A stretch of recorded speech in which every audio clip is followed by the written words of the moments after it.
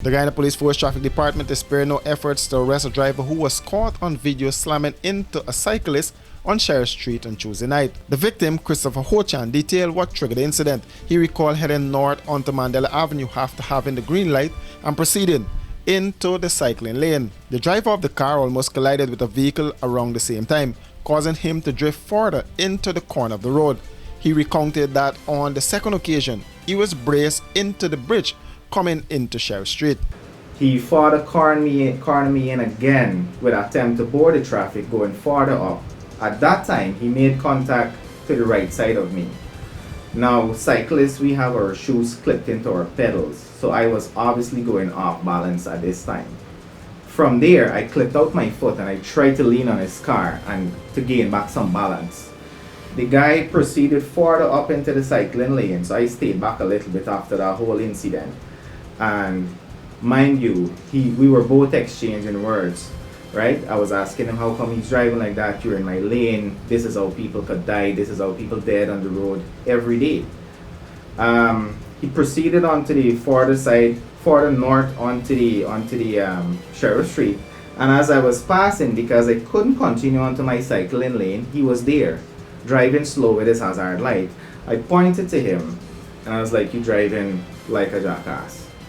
And the guy just hit me down and sped away.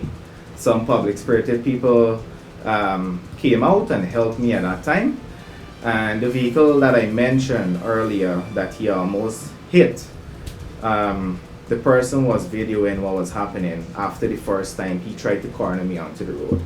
That's how that video came out. The young cyclist said he suffered minor bruises, but his cycle, which is valued at $2 million, is damaged. The injuries I sustained is bruises onto my elbow, shoulder, and injuries onto my leg, like pain. No major injuries like broken bones. In terms of my bike, my back wheel is broken. The frame onto the side where I got hit has a crack, and the parts on my bike that I fell onto the right side, all of it is scraped up and bent, including at the back have a derailleur. That's very meticulous with the movement. That is bent as well. Traffic Chief Mohindra Singh said those behaviors would not be condoned. He spoke with this newscast during a telephone interview.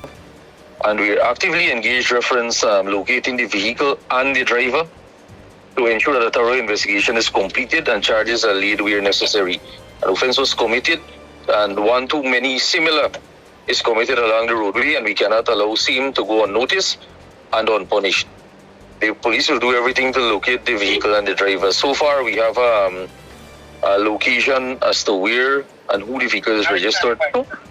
We have already made efforts to locate the place and or the owner, but that has proven futile since no one was at the residence where the address or where the vehicle is registered. Secretary of the Guyana Cycling Federation, Mark Sinclair, said it is a cause for concern. I can tell you it's a major cause of concern because there are other instances we had when we had the three-stage Guyana race where a motorist sped by the cyclist because I guess he was late or for want of a Guyanese term, he don't care.